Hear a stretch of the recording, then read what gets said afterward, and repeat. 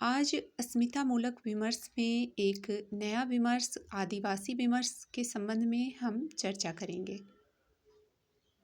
समकालीन हिंदी साहित्य स्त्री विमर्श और दलित विमर्श से आगे बढ़ने की कोशिश कर रहा है और हिंदी साहित्य में आदिवासी विमर्श सबसे नया विमर्श है। दलितों से प्रेरणा ग्रहण करते हुए आदिवासियों की समस्याओं पर लेखन की दिशा में खुद आदिवासियों ने ही पहल की। मुख्य धारा के साहित्यकारों के द्वारा उपेक्षा से उपजा असंतोष इस विमर्श का प्रमुख कारण है। इस दिशा में संकेत करते हुए हरिराम मीणा ने कहा है कि हिंदी साहित्य के प्रतिष्ठित लेखकों से हमें अपेक्षा थी कि स्त्री, दलित, अल्पसंख्यक, आदिवासी एवं हाशिए पर डाली जाती रही अन्य अस्मिताओं को अपेक्षित अभिव्यक्ति देते। वह अपेक्षा पूरी नहीं हुई। यही वजह है कि इन अस्मिताओं से जुड़े लेखकों को एक मुहिम के तौर पर हिंदी साहित्य में हस्तक्षेप करना पड़ा और अपनी पहचान बनाने के लिए जूझना पड़ा। जहां दलितों के मुख्य धारा से अलगाव की प्रकृति सामाजिक कहीं अधिक रही है, वहीं आदिवासियों के मुख्य धारा से अलगाव की प्रकृति भाषिक एवं सांस्कृतिक कहीं अधिक रही है और इस अलगाव को ठोस धरातल प्रदान किया है भौगोलिक अलगाव ने। इतना ही नहीं, दलितों से भिन्न आदिवासियों की सामूहिकता में गहरी आस्था है। दलित विमर्श नया है, लेकिन आदिवासी विमर्श की परिपाटी काफ़ी पुरानी है। इसकी सशक्त वाचिक परंपरा रही है और अब यह लेखन के धरातल पर उतर रही है। दलितों में विद्रोह प्रवृत्ति एक नवीन प्रवृत्ति है। दलितों के जीवन पर लिखने वाले दलित लेखकों का दलितों के जीवन से वैसा अपरिचय नहीं है जैसा अपरिचय आदिवासियों के विषय पर लिखने वाले गैर आदिवासी रचनाकारों का आदिवासी जीवन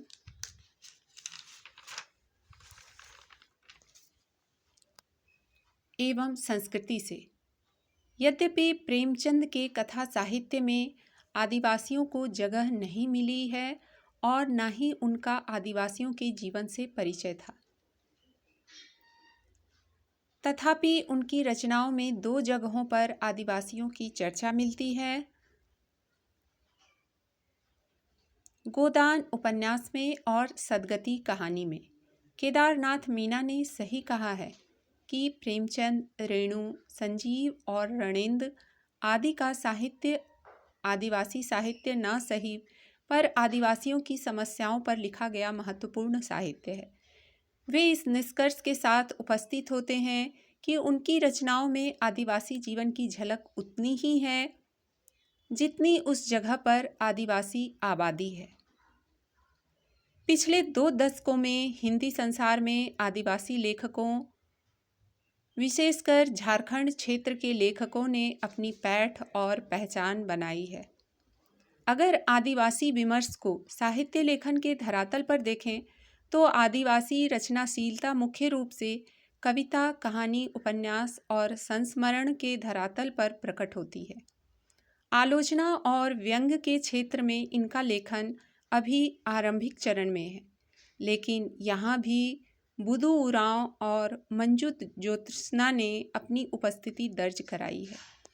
कहानी विधा में आदिवासी कलम का कोई चर्चित कथाकार अभी तक नहीं उभरा है, फिर भी वाल्टर भेंगरा के कहानी संग्रह देने का सुख एवं लौटती रेखाएं, 8वीं दशक में पीटर पाल एक्का के प्रकाशित कहानी संग्रह खुला आसमान, बंद दिशाएं, परती जमीन एवं सोन पहाड़ी, जेम्स टोप्पो का कहानी संग्रह शंख नदी भरी गेल और मंजू ज्योत्सना का जग गई जमीन महत्वपूर्ण है। रमणिका गुप्ता के कहानी संग्रह बुधु जुठाई, केदारनाथ मीणा के कहानी संग्रह आदिवासी कहानियाँ एवं पूनम तूषामण के कहानी संग्रह मेले में लड़की ने भी अपनी उपस्थिति दर्ज करवाई है। मुख्य रूप से हम कह सकते हैं संकट बामन सेलके के शब्दों में, सच्चा आदिवासी कटी पतंग की तरह भटक रहा है और कहते हैं हमारा देश 21वीं सदी की ओर बढ़ रहा है। तो आदिवासी विमर्श 20वीं सदी के अंतिम दशकों में शुरू हुआ एक अस्मितामूलक विमर्श है।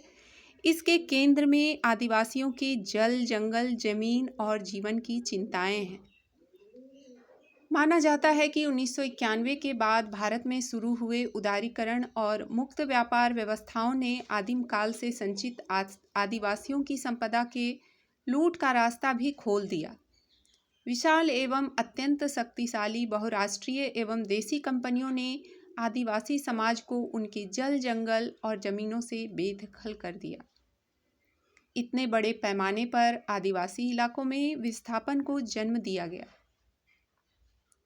यही कारण है कि दिन प्रतिदिन आदिवासी विमर्श की आवश्यकता महसूस की गई और अब यह एक आंदोलन का रूप ले चुका है।